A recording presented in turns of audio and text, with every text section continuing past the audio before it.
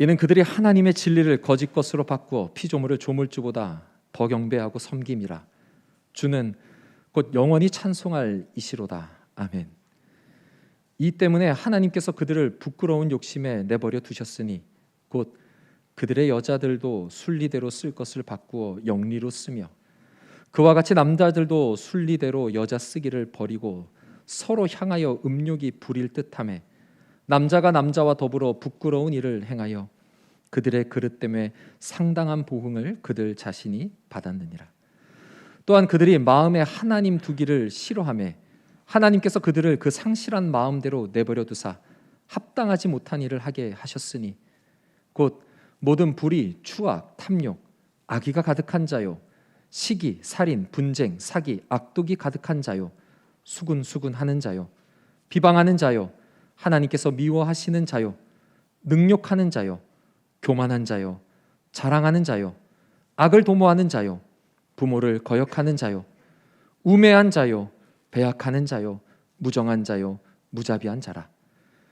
그들이 이 같은 일을 행하는 자는 사형에 해당한다고 하나님께서 정하심을 알고도 자기들만 행할 뿐 아니라 또한 그런 일을 행하는 자들을 옳다 하느니라. 아멘. 하나님을 외면한 것이 문제입니다. 이런 제목의 말씀입니다.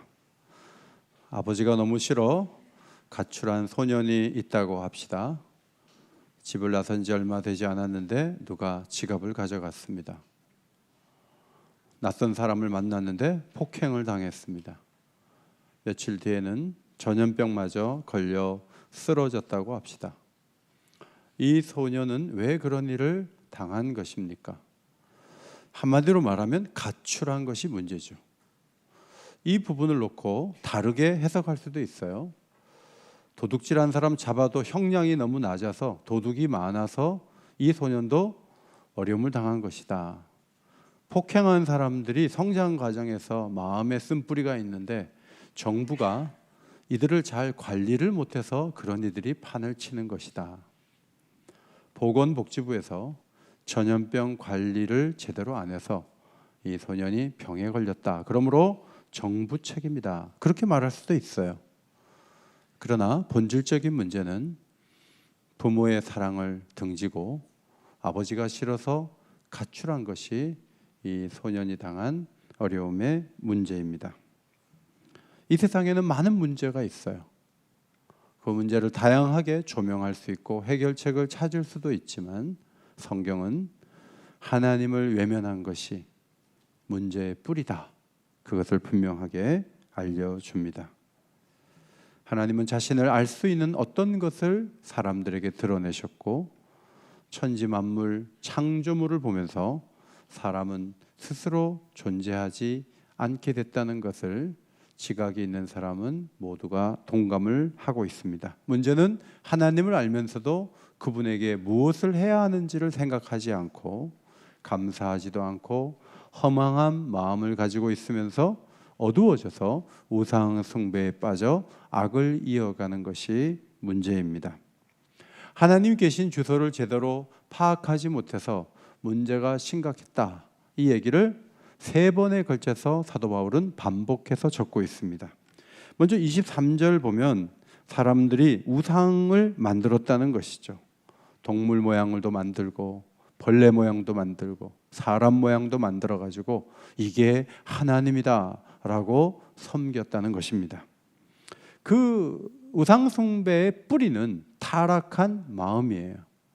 이에 대한 하나님의 반응은 24절 전반절에 우상 숭배한 자들 그대로 내버려 두는 거죠. 더러움에 내버려 두는 거예요. 하나님이 내버려 두니까 사탄이 와서 지배를 하죠.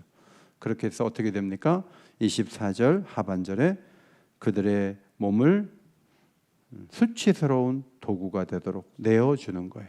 상상력이 있지만 추잡한 생각으로 채워지고 손이 발이 음란한 방향으로 가도록 하나님이 내버려 두신 것이 벌이다 하는 거예요. 두 번째도 비슷한 설명을 이어갑니다. 25절 피조물을 조물주보다 더 경배하고 섬겼다. 우상 숭배는 아닌데 하나님 자리에 피조물을 갖다 놓는 거예요. 거기다가 자식을 갖다 놓고 자기 자신을 갖다 놓고 인간을 하나님 자리에 대신 앉혀놓는 잘못을 범하는 것이죠. 지금도 경솔한 강연을 하는 사람들이 있죠. 미국의 대단한 대학을 나오셨다고 하고 신학을 공부하지 않았는데 히브리어, 헬라어도 잘하고 성경이 원래 그런 뜻이 아닌데 교회가 잘못 해석해가지고 그렇게 한 것이다 라고 말하는 강연을 가만히 듣고 있다 보면 그 사람은 성령의 조명을 받지 못한 사람이구나. 이 사람은 문제가 많구나. 왜 이 사람이 도대체 강연에 나와갖고 교회를 폄하하고 엉뚱한 얘기를 성경을 들먹이면서 하게 됐는가? 이 사람이 공부를 많이 했어요. 대학에서 교수도 하고 대단한 이목을 집중하는 그런 일들을 많이 이룬 사람이에요. 시청률이 올라갈 것 같으니까 그 사람에게 강좌를 맡기는 거죠. 그리고 하는 얘기가 하나님이 없다는 식으로 말을 하죠. 하나님을 함부로 말해요. 그러면 그 사람이 방송국에서 나와가지고 집에 가다가 그 자리에서 죽어버리면 사람들이 그거 보라고 하나님 함부로 얘기하니까 저렇게 죽는 거 아니냐고 하는데 수년째 잘 살고 있으면서 강연에 또 나오고 또 나오는 거예요. 하나님은 다른 각도에서 진노하시죠. 어떻게 하시나요? 부끄러운 욕심에 내버려둬요.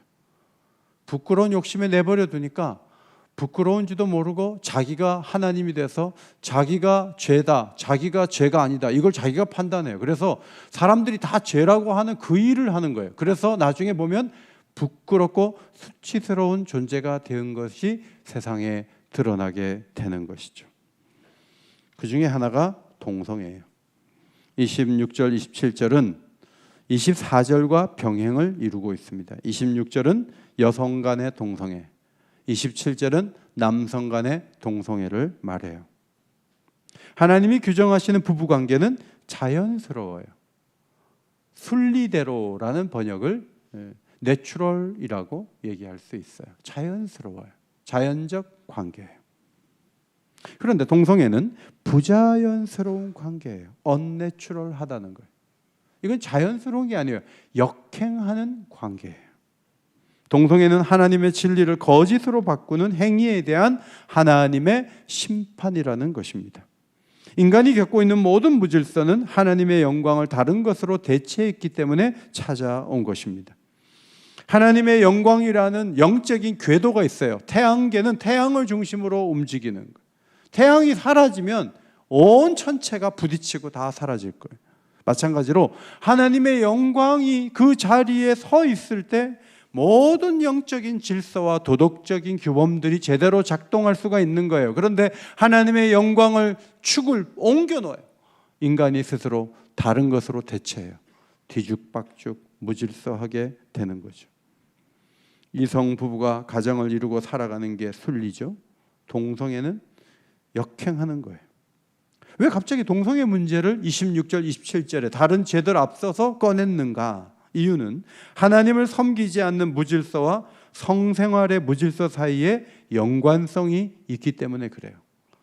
주례할 때 많이 말씀을 전했던 에베소서 5장 31절과 32절을 한번 앞에 보시고 읽겠습니다. 시작. 그러므로 사람이 부모를 떠나 그의 아내와 합하여 둘이 한 육체가 될지니 이 비밀이 크도다. 나는 그리스도와 교회에 대하여 말하노라. 둘이 한 육체가 될지니 이 비밀이 크도다. 옥인교회 옆에 옥인교회가 있네요. 그죠? 나는 그리스도와 교회에 대하여 말하노라. 남자와 여자가 가정을 이루어 하나 되는 것은 놀랍게도 그리스도와 신부인 교회와의 관계를 설명할 때 딱 들어맞아요. 그래서 신비롭다고 얘기를 합니다. 남자는 그리스도께서 교회를 사랑하신 것처럼 여자를 사랑해야 되고, 여자는 그리스도께 복종하듯 히포타소, 자신을 아래에 두고 남편을 섬겨야 하죠. 결혼해서 남자와 여자가 잘 살면 거룩하고 순결하여 혼자 예배하는 것보다 더 크게 하나님께 영광을 올릴 수가 있어요. 그런데 인간이 하나님의 영광을 빼버렸어요. 그러니까 벌이 어떻게 왔냐면 남녀 상호 간의 연합 또한 무질서한 상황으로 가게 되었습니다. 그것이 동성애예요. 하나님과 인간과의 관계를 잘 설명할 수 있는 남편과 아내의 연합. 동성애는 하나님의 영광을 버린 인간이 동성간 연합함으로 자기 우상을 섬기는 대표적인 사례로 보이는 것이죠. 따라서 동성애는 유전적인 데서 원인이 있는 게 아니에요.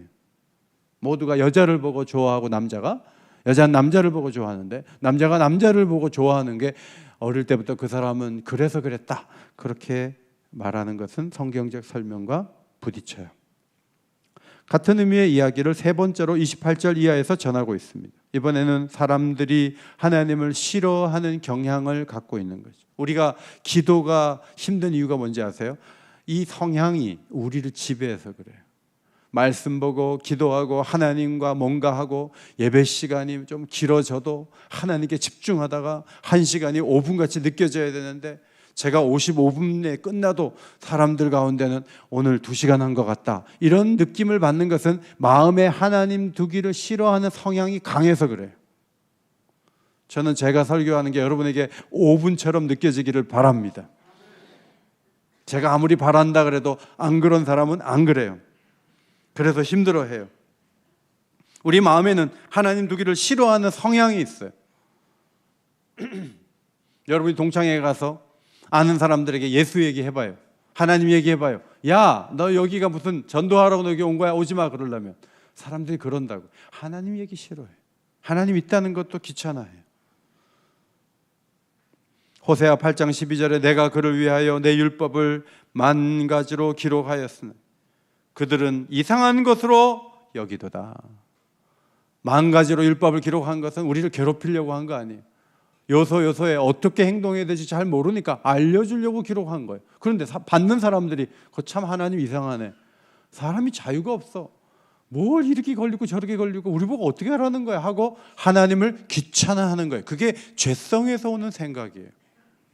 이사야 48장 4절에 내가 알거니와 너는 완고하며 내 목은 새 힘줄이요 내 이마는 노시라 그랬어요. 사람마다 하나님 두기를 싫어하다 보니까 마음이 너무 완고해요. 그래서 하나님이 어떻게 하셨나요? 진노하사 상실한 마음대로 내버려 두셨다는 거예요. 그냥 네가 알아서 하라, 내 간섭 안 할 테니까 너 알아서 해. 그렇게 나오신 거예요. 그래서 세 번째로 합당하지 못한 일을 하게 하셨다. 28절 하반절은 24절과 26절, 27절과 병행을 이루는 거죠. 상실한 마음대로 사는 거예요. 그래서 마음껏 자기 마음대로 살아서 무슨 일을 행하는가 하면 29절로 31절에 나오는 21가지 죄를 범하고 산다는 거예요.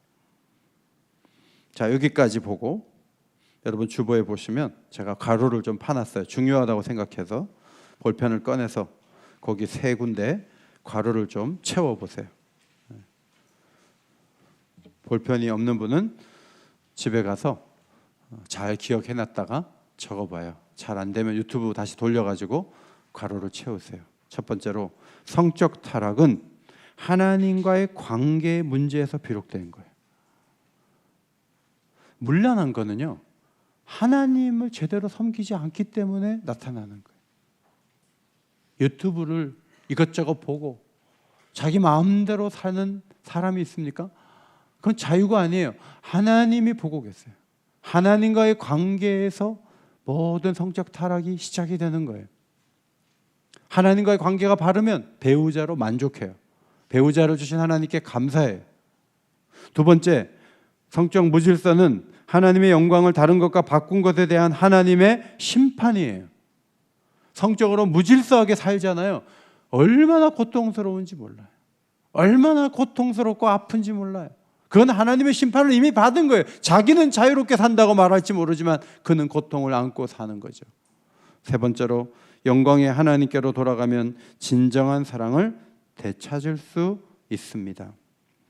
29절로 31절은 하나님을 마음에 두기를 싫어한 결과 찾아온 죄악의 사례들이에요. 하나님보다 다른 걸 더 사랑하니까 21가지 죄가 우리 가운데 나타나요. 이것이 한꺼번에 다 나타난다는 거 아니에요. 어떤 사람은 5개에 걸리고 어떤 사람은 4개에 걸리고 21가지 죄 가운데 이것저것에 걸리게 되는 것이죠. 이 죄의 목록을 톰 라이트라는 학자는 끌어 넘치는 주전자 같다, 그렇게 표현했습니다. 먼저 하나님을 등지려는 마음에 4가지 적극적인 죄가 채워져요.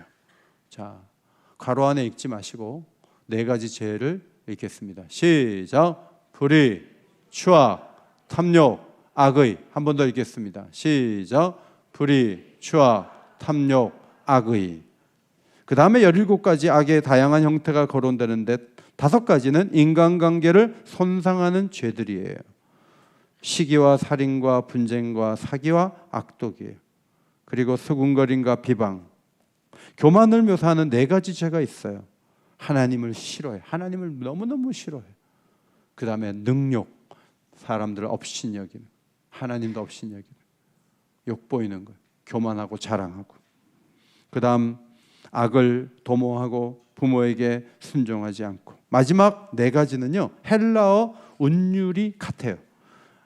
앞에 알파가 들어가서 아스네투스, 아순데투스, 아스토로구스, 아네레 에모나스. 지각이 없고 계약을 자꾸 어기고 애정도 없고 무자비하고. 제가 이거를 정리를 쭉 하는데 어느 주석서에서 이걸 다 보여주면 그냥 베껴서 쓰면 되잖아요. 주석서가 이렇게 두꺼워도 이걸 21가지를 쭉 적어놓고 설명한 책이 없어요. 그래서 제 마음에 아니 주석가들은 성경에 이렇게 21가지가 거론됐으면 무슨 뜻인지 알아야지 이 죄를 피할 거 아닌가. 왜 이거를 거론하지 않지? 루터도 거론하지 않고 존 스토트 목사님도 거론하지 않고 유명한 주석가들 가운데 이걸 21를 자세하게 말한 사람이 없어요. 왜 그럴까? 제가 생각해 봤어요. 바울이 이 죄의 목록을 열거한 이유는 죄가 얼마나 다양하고 많은가를 설명하려고 하는 것이지 하나하나를 우리가 맞서라고 쓴 것이 아니기 때문에 그래요. 그래서 하나하나의 의미를 잘 몰라도 큰 차질은 빚어지지 않는 거예요. 예를 들면 이런 거예요. 어떤 의사가 햇볕을 거의 받지 않는 상태에서 생활하는 환자가 와서 여러 가지 질환을 앓고 있는 것을 대화를 하면서 이런 얘기를 들어요. 선생님, 시력 저하가 있고요, 식욕이 부진하고요, 피부가 안 좋고요, 우울증이 오고요, 코에 염증이 생겼고요, 골다공증이 왔고요. 이렇게 했을 때 선생님이 칼슘과 인의 수용성도 햇빛을 보지 않으면 많이 발생합니다. 이런 얘기를 하면 서로 주고받는 거죠. 자, 여러 증상을 서로 나누는 것은 각 부분에 대한 약을 달라는 게 아니에요. 선생님도 그것을 점검하고 얘기하는 것은 각 부분을 해결하는 어떤 답을 찾는 게 아니에요. 선생님이 얘기하는 거 딱 하나예요. 햇빛 앞으로 나가라는 거예요. 햇빛을 자주 받는 시간을 소중히 여기고 비타민 D를 좀 복용한다 할지라도 햇빛을 받으며 생활하는 이 한 가지에서 다른 증상들이 치유되는 거예요. 오늘 21가지 죄악을 하나하나 맞서려고 내가 시기하지 말아야지, 내가 아기를 품지 말아야지, 내가 이렇게 하지 말아야지, 저렇게 하지 말아야지, 그 얘기하라고 적어놓은 게 아니에요. 하나님을 원래의 자리에 모시면 이것이 자연히 힘을 잃고 떠나가는 그런 역사, 거룩하게 되는 역사가 있게 된다는 것을 가르치기 위해서 이 21가지를 써놓은 거예요. 19세기의 신학자 찰스 하츠가 이런 말을 했어요. 비록 여기에 묘사된 상황이 암울하다 해도 그것은 가장 뛰어난 헬라와 라틴의 저술가들이 자기 동포들에 대해 묘사한 것만큼은 아니다. 여러분, 로마 사회가 엄청나게 부패해 있었어요. 그래서 망했잖아요. 그때 헬라나 라틴어로 쓴 그 저술들을 보면 21가지가 뭐예요? 수백 가지의 죄악의 그 증상들을 기록한 것들이 있다는 거예요. 바울이 뭐 과장에 가서 21가지를 많이 말하는 게 아니에요. 훨씬 더 당시에 흐르는 죄악은 많았다 하는 것이죠. 32절 마지막 절 말씀입니다. 32절 앞에 보시고 읽겠습니다. 시작. 그들이 이 같은 일을 행하는 자는 사형에 해당한다고 하나님께서 정하심을 알고도 자기들만 행할 뿐 아니라 또한 그런 일을 행하는 자들을 옳다 하느니라. 이 같은 일을 행하는 자는 21가지 범죄를 행하는 자는 사형에 해당한다. 그것 때문에 내가 죽을 수도 있다는 것을 자신이 알고 있다는 거예요. 신이 있다면 이런 짓을 하는데 그냥 두겠어? 죽음으로 다스릴 거야. 이런 생각을 누가 가르쳐 주지 않아도 머릿속에 갖고 있다는 거죠.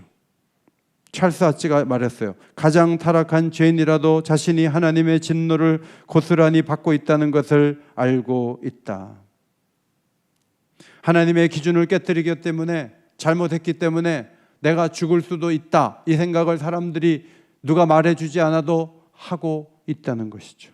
여러분, 복음을 전할 때 우리 모두가 죄인입니다. 우리는 나쁜 생각을 하루에 5번만 해도 한 달이면 150번씩이나 나쁜 생각을 합니다. 우리가 한 달에 하루에 3번만 잘못하는 일을 해도 한 달이면 90번씩 잘못하고 1년이면 1000번이나 잘못합니다. 자, 이렇게 얘기할 때 사람들이 여보시오, 나는 그렇게 나쁜 생각 한 적도 없고 잘못한 것도 없는데 왜 자꾸 죄를 들먹여요? 나는 그런 일을 한 적이 없다고요? 라고 말하는 사람은 거의 없어요. 대부분이 나쁜 생각에 찌들어 있고 대부분이 범죄하고 있어요. 감옥에 갈 죄는 아니라 할지라도 오늘 21가지 죄의 목록에 거치지 않는 사람이 없다고요. 누가 그것을 알려줬나요? 그들 마음에, 그들의 양심에 하나님이 이미 새겨주신 거죠. 그래서 32절을 읽어주고 우리 모두가 죄인이며 복음이 필요하다는 전도를 할 수도 있다.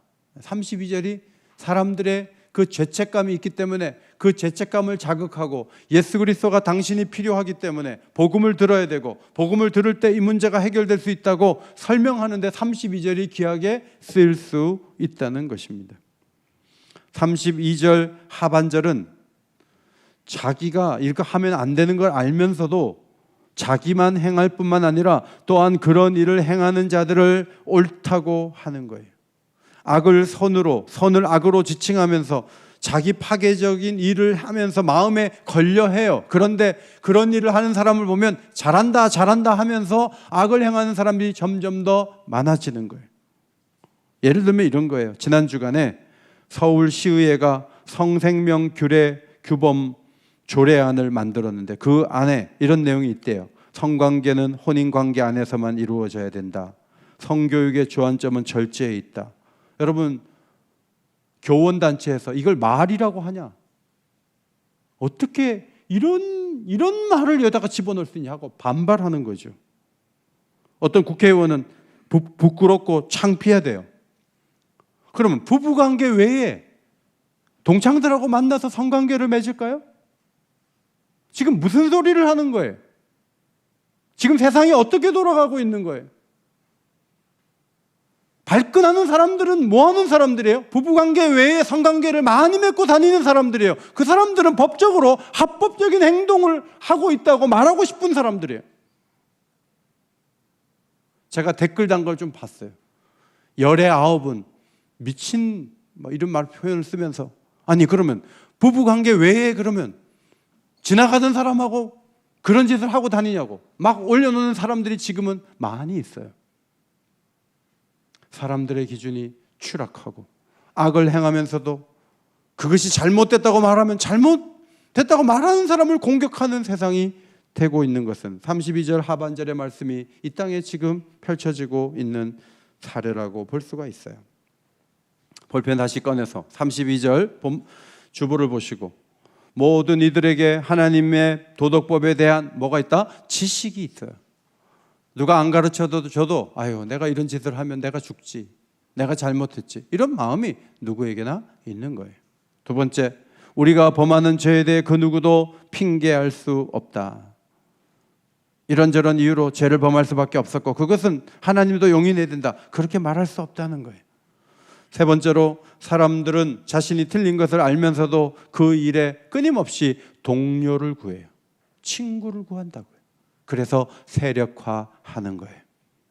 상황은 너무 심각해요. 오염은 너무 많이 확산되어 있어요. 하나님에 대한 반감도 싫어하는 마음도 너무나 많은 문제를 일으키고 있어요. 동성애만 해도 가까운 시청 앞에서 수백 수천이 모여갖고 축제하는 걸 보세요.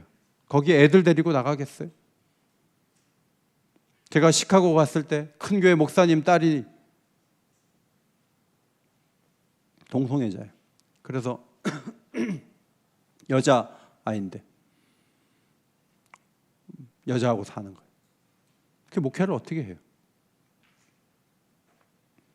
상당히 동성애는 가까이 와 있어요. 사도 바울이 로마서에서 전하고자 하는 것은 절망이 아니라 소망이죠. 그런데 현 상황이 얼마나 지금 심각한가를 설명해 주고 있는 거예요.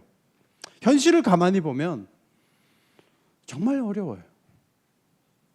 하나님을 멀리하여 파괴적인 죄들이 안방까지 밀려 들어와 있어요.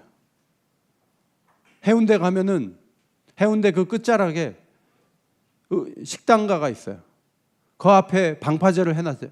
높은 파도가 쳐가지고 태풍이 한번 오면 유리창 다 깨지는 거예요. 몇 번을 당했죠. 그냥 큰 물결이 밀려 들어와갖고 유리창을 다 깨고 엉망을 만들어 놓는 거죠. 지금 우리 사회가 도덕적으로 여러 부분에서 그렇게 흔들리고 무너져 있는 것이 사실이에요. 그러나 바울이 말하려고 하는 게 뭐예요? 이 절망적인 상황을 누가 개선할까 하는 거예요. 정치인이 한두 사람이 나서서 해결할 수 있어요? 불가능해요. 어떤 사람의 노력으로 할 수 있어요? 불가능해요. 바울이 말하고자 하는 건 그거예요. 복음이 절망적인 상황을 개선할 수 있고 소망을 가져온다는 거예요. 복음은 크게 세 가지 변화를 가져와요. 첫째로 하나님의 진노를 피할 수 있게 할 수 있다. 그것이 복음의 능력이다 하는 거예요. 로마서 1장 17절 말씀 앞에 보시고 큰 소리로 읽겠습니다. 시작.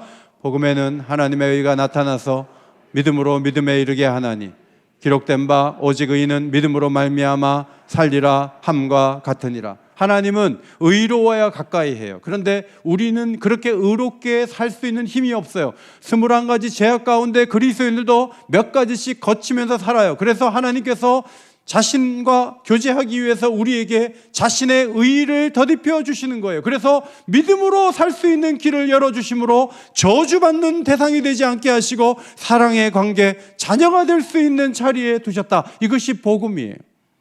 하나님의 저주는 무서운 것이지만 우리를 내버려 두지 아니하시고 자녀 삼아 주시고 사랑의 대상으로 바꾸어 놓는데 그 방법은 하나님의 복음이라는 사실을 신뢰하시기를 바랍니다. 그것이 우리에게 주신 복음의 능력이에요. 두 번째, 상실한 마음으로 합당치 못한 일을 하던 이들이 복음을 받으면 어떻게 돼요? 그리스도로 옷 입고 육신의 일을 벗어날 수 있어요. 로마서 13장 14절 오직 주 예수 그리스도로 옷 입고 정욕을 위하여 육신의 일을 도모하지 말라.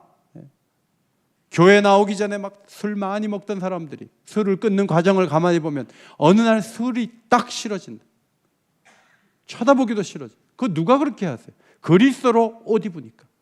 나쁜 습관에 젖어 있던 사람들이 예수 그리스도로 옷 입으니까 정욕을 위해 사는 게 싫어지는 거예요. 그것이 복음의 능력이에요. 하나님이 내버려두지 않는 거예요. 간섭하는 거예요. 혹시나 그 범죄에 빠지면 마음이 불편하고 하나님 앞에 회개하지 아니하면 견딜 수 없는 마음을 갖게 하시는 거죠. 예수 그리스도로 옷 입은 사람의 변화예요. 세 번째로 부패한 마음으로 범죄하던 이들이 복음을 받을 때 마음이 새롭게 돼요. 그리고 하나님의 뜻을 분별해서 새로운 삶을 살 수가 있어요. 로마서 12장 2절 말씀 앞에 보시고 읽습니다. 시작. 너희는 이 세대를 본받지 말고 오직 마음을 새롭게 함으로 변화를 받아 하나님의 선하시고 기뻐하시고 온전하신 뜻이 무엇인지 분별하도록 하라. 하나님은 믿음으로 의의를 주시고 진리에 순종하도록 우리를 새롭게 하시죠. 생각을 바꾸시죠. 29절로 31절에 나타난 21가지 죄가 우리를 흔들지 않도록 우리를 지켜주시고 우리의 마음을 새롭게 하시는 것이 하나님의 능력인데 그 하나님의 능력을 누가 공급받을 수 있어요? 복음을 들은 사람이, 복음을 사랑하는 사람이, 복음을 신뢰하는 사람이 성령 안에서 달라질 수 있다는 것을 가르쳐 줍니다. 세계에서 가장 악명 높은 교도소는 잠비아에 있는 중범죄 교도소라고 합니다.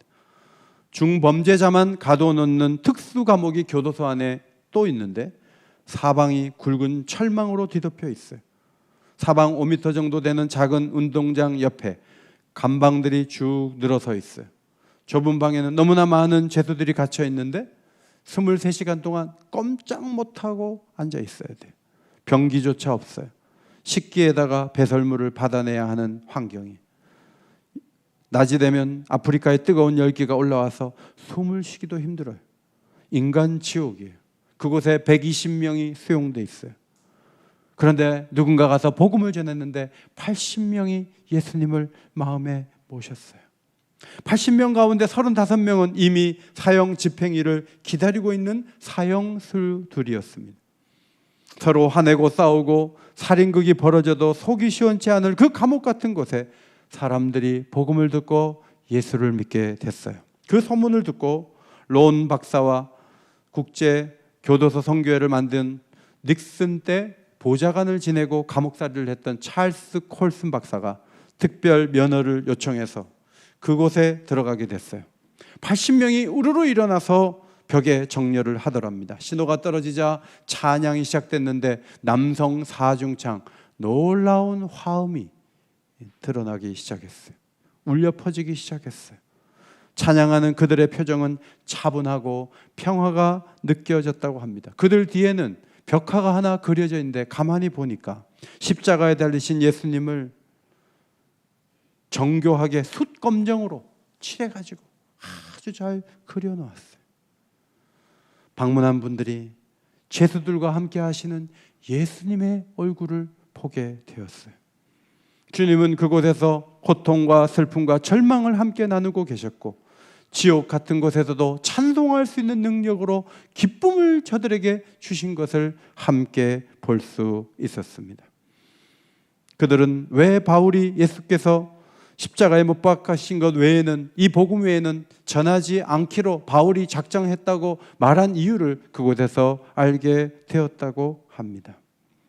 성도 여러분, 지금 굉장히 심각하다는 것은 다 알고 있어요. 교회도 어려워졌고요. 다음 세대는 훨씬 어려운 환경에서 살게 된다는 것도 우리가 알고 있어요. 그러면 이렇게 눌리고 힘든 상황에서 답이 없느냐? 그렇지 않아요. 답이 있어요.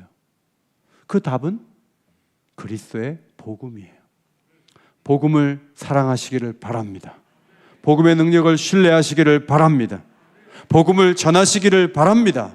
복음대로 살아가시기를 바랍니다. 그러면 이 세상이 달라질 수 있다고 성경이 가르쳐줘요. 잠비아의 교도소의 변화가 일어났다면 그래도 인권 조례안을 비난하는 교원단체의 그 기사를 보고 아직도 100명 가운데 90명은 지금 무슨 소리를 하는 거냐? 그러면 누구하고 관계를 맺냐고 호통을 치는 사람들이 아직은 많아요. 하나님은 이 땅을 버리지 않으실 거예요. 교회가 깨어나면 하나님이 일하실 거예요. 이번 한 주간 은혜를 받아야 돼요. 기도하면서 마음을 기경해야 돼요. 그리고 그 다음 주간에 말씀의 능력을 받아야 돼요.